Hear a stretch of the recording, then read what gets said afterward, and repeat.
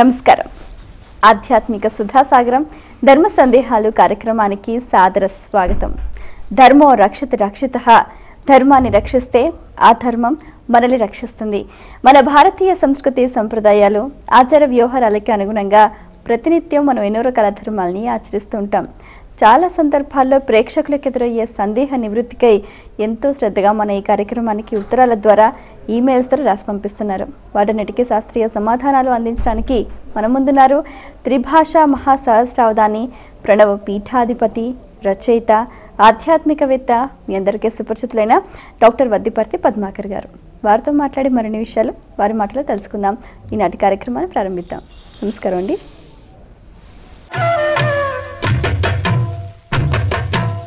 మొదటి ఉత్తరం చూద్దామండి.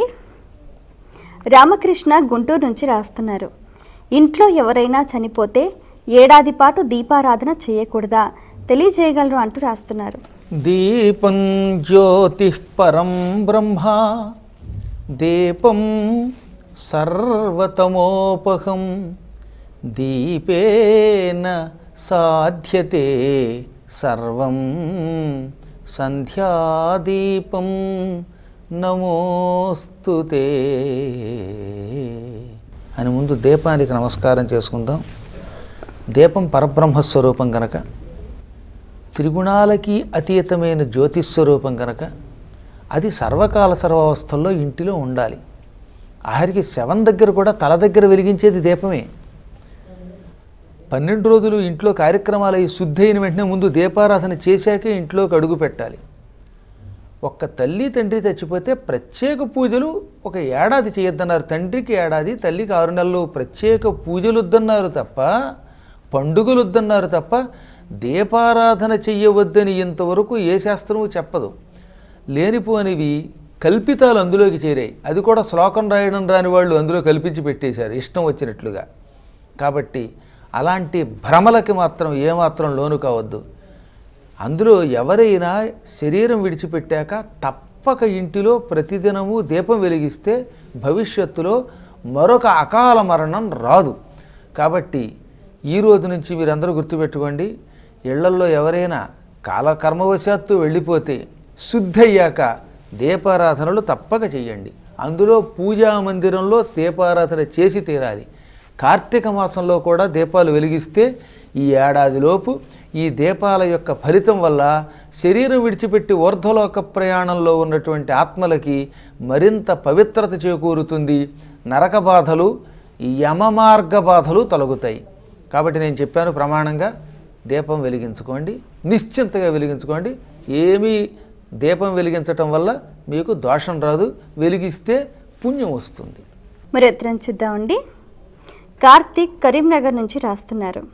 ఉద్యోగ ప్రాప్తికి ప్రధానంగా ఏ దైవాన్ని ఉపాసించాలి, తెలియచేయగలరు అంటూ రాస్తున్నారు. లలితా సహస్రనామంలో 143, 144 శ్లోకాలు. భవదా వసుధావృష్టి పాపారణ్యద వానళ దౌర్భాగ్యతోల వాతూల జరాధ్వాంతర విప్రభ భాగ్యాబ్ధి చంద్రిక భక్త చిత్త కేకి ఘనాఘన రోగపర్వత దంభోళిరు మృత్యుదారు కొఠారిక. ఈ 2 శ్లోకాలు ఒక 40 రోజులు రోజు ఉదయం 108 పర్యాయాలు పారాయణ చేసి అమ్మవారి పటం పెట్టుకుని ఆ పటానికి పటికి బెల్లం నైవేద్యం పెట్టి ఆ పటికి బెల్లం మీరు తింటే 40 రోజుల తర్వాత మీకు తప్పక మంచి ఉద్యోగం లభిస్తుంది. రెండవది, ఒక 40 రోజుల పాటు శ్రీమద్ రామాయణంలో బాలకాండలో మొదటి సర్గ, అందులో 100 శ్లోకాలు ఉంటాయి. దానికి సంక్షిప్త రామాయణం అని కూడా పేరు. వాల్మీకి మహర్షి బాలకాండలో మొదటి సర్గలోనే మొత్తం రామాయణం అంతా క్లుప్తంగా రాశాడు కనుక దానికి సంక్షిప్త రామాయణం అని పేరు. ఓం తపస్వాధ్యాయ నిరతం తపస్వి వాగ్విదాంవరం నారదం పరిపప్రచ్ఛ వాల్మీకి మునిపుంగవం ఈ శ్లోకంతో ప్రారంభమవుతుంది. ఈ 100 శ్లోకాలు రోజు ఒకసారి చొప్పున 40 రోజుల పాటు ఉదయం పూట పారాయణ చేయండి. పారాయణ చేసే ముందు రాముడి పటం పెట్టుకోండి, దానికి ఏదైనా తీపి నివేదన చేయండి. పారాయణ అయ్యాక ఆ తీపి తినండి, తప్పక ఉద్యోగం వచ్చి తీరుతుంది. ఇక మూడవది, వ్యూహలక్ష్మి మంత్రం అని ఒక గొప్ప మంత్రం ఉన్నది. ఓం శ్రీ ఓం నమః పరమలక్ష్మ్యై విష్ణువక్షస్థితాయై రమాయై ఆశ్రిత తారకాయై నమో వన్నిజాయై నమః. ఈ మంత్రాన్ని 9 శుక్రవారాలు ప్రతి శుక్రవారం ఉదయం పూట 1000 సార్లు చొప్పున పారాయణ చేసుకుంటే, జపం చేసుకుంటే ఈ 9 శుక్రవారాలు పూర్తయ్యాక అద్భుతమైన సంపదలతో కూడిన ఉద్యోగం వస్తుంది.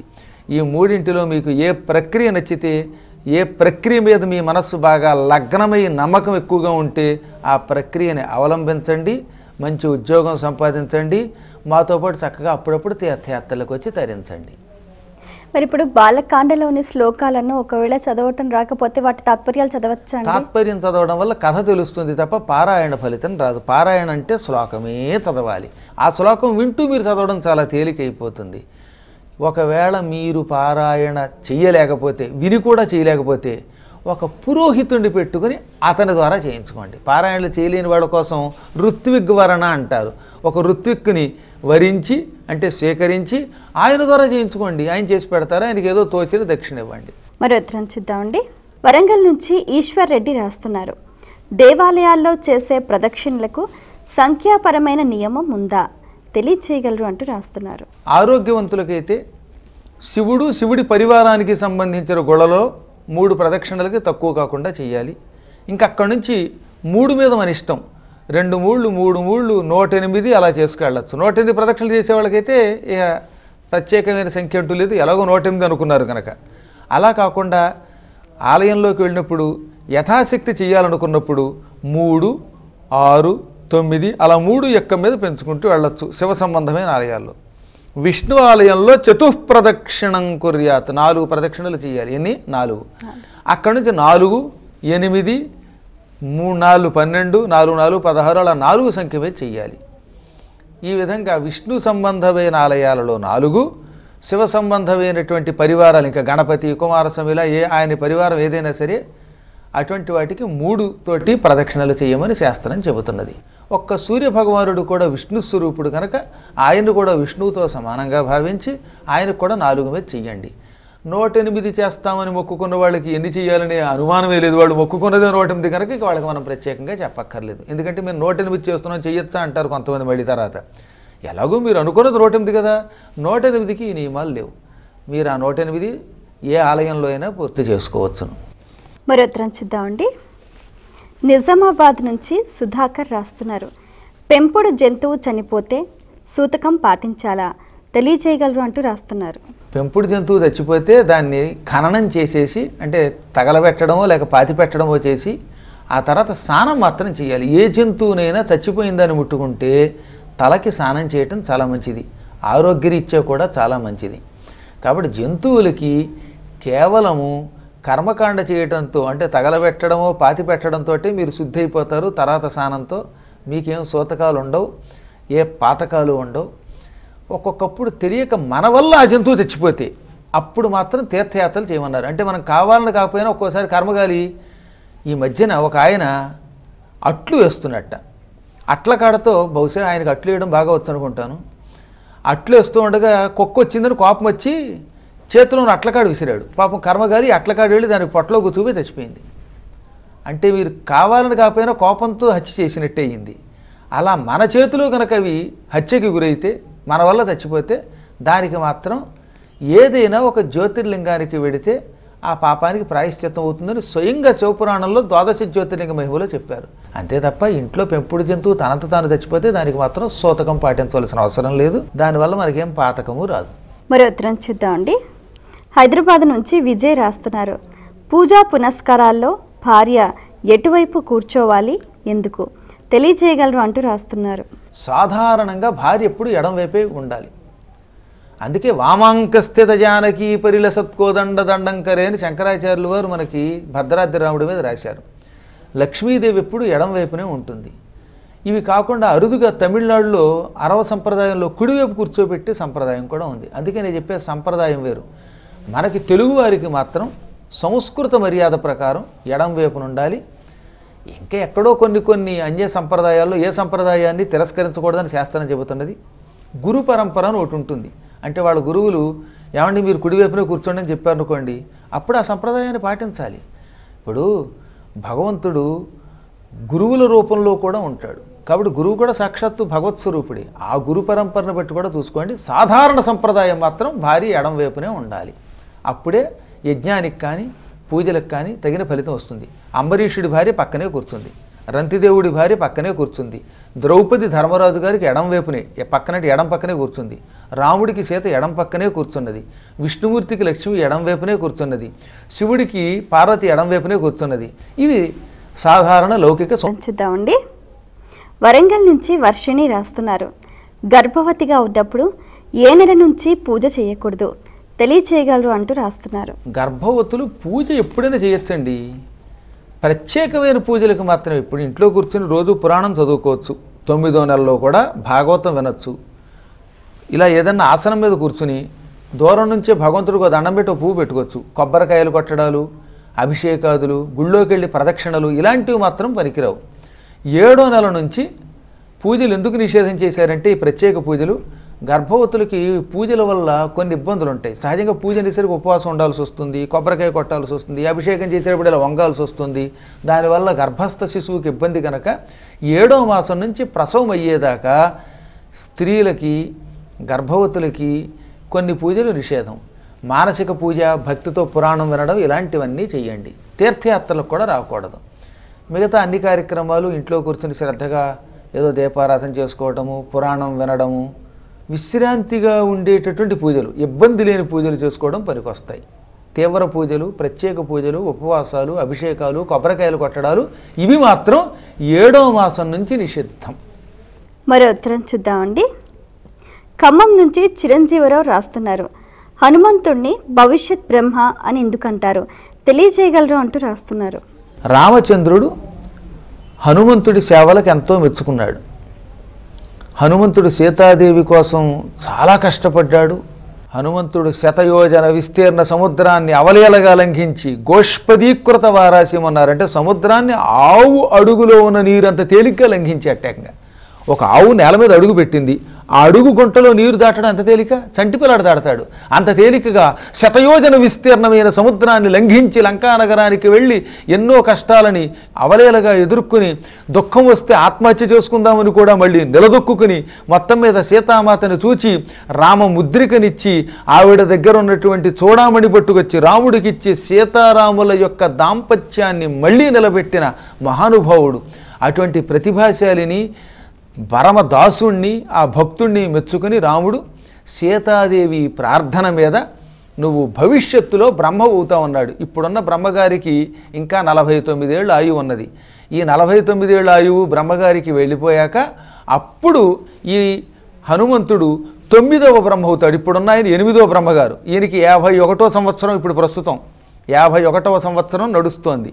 ఆ తర్వాత ఇంకా 49 ఏళ్ళు బతుకుతాడు ఆయన. ఆ తర్వాత ఆయన వైకుంఠంలో విష్ణువులో కలిసిపోతాడు. ఈయన భవిష్యత్తులో బ్రహ్మ అవుతాడు. ఇంకా 49 ఏళ్ళు మాత్రమే ఆయనకి పదవి రావడానికి కాలం ఉంది. కానీ 49 ఏళ్ళు అంటే మన పదవి కాదు సుమా. బ్రహ్మగారికి 49 ఏళ్ళు అంటే ఏమిటో తెలుసా? బ్రహ్మగారు ఒక ఏడాది వింటే మీకు మతిపోతుంది. మనకి కలియుగం 4,32,000 సంవత్సరాలు, దాన్ని 2తో గుణిస్తే 8,64,000 సంవత్సరాలు ద్వాపరయుగం. కలియుగాన్ని 3తో గుణిస్తే 12,96,000 సంవత్సరాలు త్రేతాయుగం. కలియుగాన్ని 4తో గుణిస్తే 17,28,000 సంవత్సరాలు కృతయుగం.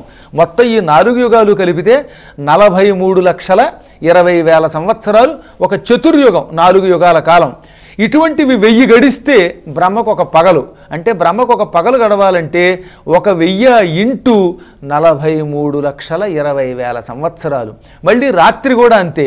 అంటే బ్రహ్మకు ఒక రోజు గడవాలంటే 2000 ఇంటూ 43,20,000 సంవత్సరాలకి బ్రహ్మకు ఒక రోజు. అలాంటివి బ్రహ్మగారు 360 రోజులు గడిస్తే ఒక ఏడాది. అంటే బ్రహ్మకు ఒక సంవత్సరం గడవాలంటే భూలోకంలో మనకి ఎన్నేళ్ళు గడుస్తాయి? 360 ఇంటూ 2000 ఇంటూ 43,20,000 సంవత్సరాలు. ఇది బ్రహ్మకు ఒక్క ఏడాది. ఇటువంటిది బ్రహ్మగారికి 100 ఏళ్ళు. అంటే బ్రహ్మ ఆయువు 100 ఇంటూ 43,20,000 ఇంటూ 360 ఇంటూ 2000. ఇది ఏ క్యాలిక్యులేటర్ దీని అంత తేలిక కనిపెట్టలేదు. అందులో ఇప్పటికి 51 నడిచాయి. ఇంకో 49 ఏళ్ళు అయ్యాక అప్పుడు హనుమంతుడు బ్రహ్మ అవుతాడు. హనుమంతుడు బ్రహ్మ అయ్యేదాకా మనం ఉంటే ఆయన కళ్ళారా చూడొచ్చు. అప్పుడు కూడా మనం ఏదో జన్మలో ఉంటాం. ఆయనకి దండం పెట్టుకుందాం. ఇంత శక్తి ఆయనకి ఎందుకు వచ్చింది? నవమ బ్రహ్మ అయ్యే యోగం రాముడికి సీతకి సేవ చేసి ఆనందం కలిగిస్తే, సీతారాములకు ఆనందం కలిగించిన వారికి అంతటి పదవి ఇస్తాడు ఆయన. కాబట్టి సీతారామాభ్యా నమః అని ఆ మహాపుణ్య దంపతులకి నమస్కరించుకుందాం. మరి ఉత్తరం చూద్దామండి. ధర్మపురి నుంచి శేషు రాస్తున్నారు. కాశీకి వెళ్ళినప్పుడు ఇష్టమైనవి ఎందుకు వదులుతారు తెలియచేయగలరు అంటూ రాస్తున్నారు. అసలు కాశీ అంటేనే మోక్షభూమి. మోక్షం ఎప్పుడు వస్తుంది? సంసారంలో ఉన్న బంధాలని విడిచిపెడితే. సంసారం మీద వ్యామోహం ఉన్నంత వరకు, కోరికలు ఉన్నంత వరకు, వస్తువుల మీద విపరీతమైన వ్యామోహం ఉన్నంత వరకు, కీర్తికాంక్ష ఉన్నంత వరకు మనిషికి మోక్షం రాదు. గుర్తుపెట్టుకోండి. నాకు కీర్తి కావాలి, నేను అందరిలోనూ పలుకుబడి పొందాలి, నేనేదో గొప్పగా ఉండాలి అని మనిషి అనుకున్నంతకాలం వాడికి సంసారంలో మళ్ళీ జన్మలు వస్తూనే ఉంటాయి, పిచ్చి పిచ్చి జన్మలు వస్తాయి. అందుకే మనిషికి ఏంటంటే చివరికి వచ్చేసరికి ఈ సంసారంలో ఏ వస్తువు మీద వ్యామోహం ఉండకూడదు. వ్యామోహం ఎప్పుడు పోతుంది? కనీసం ఒక్క కోరికనైనా చేయిస్తే. అందుకని కాశీ వెళ్ళినప్పుడు నాయనా నీకు మోక్షం రావాలంటే నీకు ఇష్టమైన ఒక వస్తువుని వదిలేయి అన్నారు. ఒక ఆయనకి బాగా వంకాయ అంటే ఇష్టం. రోజు గుత్తి వంకాయ కూర తింటాడు, వంకాయ పచ్చడే తింటాడు, వంకాయ పచ్చి పులుసు చేసుకు తింటాడు, వంకాయ ఎండు పులుసు చేసుకు తింటాడు అనుకుందాం. ఇలాంటి వాడిని కాశీ వెళ్ళగానే వంకాయ వదిలేయమంటే ఎంత బాధ మరి. అప్పుడు ఆ కోరికని జయించి వంకాయ ఎదురుగుండా కనపడినా చిచ్చి ఇది నాకు ఇష్టం లేదు అనుకోవాలి. అది కొంచెం కష్టం. కాబట్టి ఇష్టమైన వస్తువుని చాలా కష్టం మీద కానీ వదలలేం కనుక అలాంటి వస్తువుని కాశీలో వదిలేక మళ్ళీ అయ్యో ఎందుకు వదిలేం అనుకోకూడదు. చాలామంది చేస్తున్న పొరపాటు ఏంటంటే కాశీలో వదిలేశాక అరే వదిలేసామండి, రోజుకోసారి అది కనపడుతోంది, మనస్సు లాగుతోంది అనుకుంటే అప్పుడు వదలడం వల్ల ఉపయోగం లేదు. ఒకసారి ఆ వస్తువుని వదిలే ముందే ఆలోచించుకోవాలి. వదిలేక దాని మీద మళ్ళీ జీవితంలో కోరిక రాకూడదు. అంత కఠినంగా ఆ వస్తువుని వదలగలిగితే అప్పుడు వాడు క్రమక్రమంగా ఒక కోరికను జయించిన వాడు భవిష్యత్తులో ఇంకో కోరికను జయిస్తాడు. కోరికలను జయించడం ద్వారా మోక్షం వస్తుంది కనుక కాశీలో వదలమన్నారు. అందుకని కాశీ క్షేత్రానికి వెళ్ళినటువంటి వాళ్ళు చాలా జాగ్రత్తగా ఉండాలి. మనకి బాగా ఇష్టమైన వస్తువుని మనస్ఫూర్తిగా వదలాలి. వదిలిన తర్వాత జీవితంలో దాని మీద మళ్ళీ వ్యామోహం రాకూడదు. ఒకవేళ అలా వదలడం కంటే అసలు ఏ వస్తువు మీద పరిపూర్ణమైన ఆసక్తి లేకుండా బ్రతకాలి కాబట్టి తింటూ జీవితం కేవలం భగవంతుడిచ్చిన వరంగా భావించి జనక మహారాజులాగా విదేహ మహారాజులా ఉంటే, దేహభ్రాంతి లేకుండా ఉంటే వాడు ఇక్కడే మోక్షం పొందుతాడు. ఏదైనా కాశీ భవబంధ విముక్తి కలిగించడం కోసమే ఈ వస్తువుని వదిలే ఒక సంప్రదాయాన్ని పెట్టారు. ఇవి పురాణాల్లో చెప్పబడినవి కావు, ఇవి లౌకిక సంప్రదాయాలు, ఋషుల సంప్రదాయాలు. అంటే ఇప్పుడు ఎన్నిసార్లు కాశీకి వెళితే అన్నిసార్లు వదలాలి? అబ్బెబ్బే ఒక్కసారి వెళ్ళినప్పుడల్లా ఒక్కొక్క కూర వదిలితే కొంతకాలానికి తినడానికి కూర ఉండదు, అసలు వీడే ఉండడు. కాబట్టి జీవితంలో ఒక్కసారి ఒక ఫలము, ఒక కూర, ఇంకేదైనా ఒక వస్తువు వదిలేయాలి. అది కూడా చెప్పాను కదా, చాలా జాగ్రత్తగా సంయమనంతో వదలాలన్నమాట. ఒకసారి మాత్రమే వదలాలి. అది కూడా నిజంగా ఆశ్చర్యం చెప్పమంటారా, కాశీ వెడితే వదులుతారు అంటారే, కాశీలో వదలట్లేదు. ఇప్పుడు చాలామంది కాశీలో వదిలేమన్న వాళ్ళంతా గయలో వదులుతున్నారు. చాలా చిత్రం ఏంటంటే నాకు కాశీలో వదలమని అసలు సంప్రదాయం, కానీ వీళ్ళందరూ కాశీలో కాకుండా గై వెళ్ళి వదులుతున్నారు. అంటే చెప్పేదోటి చేసేదోటి దొరుకుతోంది.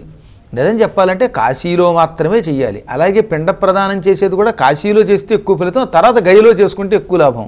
అలాగే అస్థికలు కలిపేటప్పుడు ప్రయాగలో కలుపుతున్నారు కానీ కాశీలో కలపట్లేదు. కాశీలో కలపమని మన పురాణాదులు మంత్రశాస్త్రాలు చెబుతున్నాయి. కాబట్టి కాశీని ప్రధానంగా దృష్టిలో పెట్టుకోండి. కాశీ ఈ ప్రపంచంలో ఇక అటువంటి క్షేత్రం మరొకటి లేదు. నేను చెప్పిన వాటి కాదు కదా, భాగవతం మొదలుకొని 18 పురాణాలలో ఇటు మంత్రశాస్త్రాలలో కాశీకి సమానమైన క్షేత్రం మరొకటి లేదు అని చెప్పారు.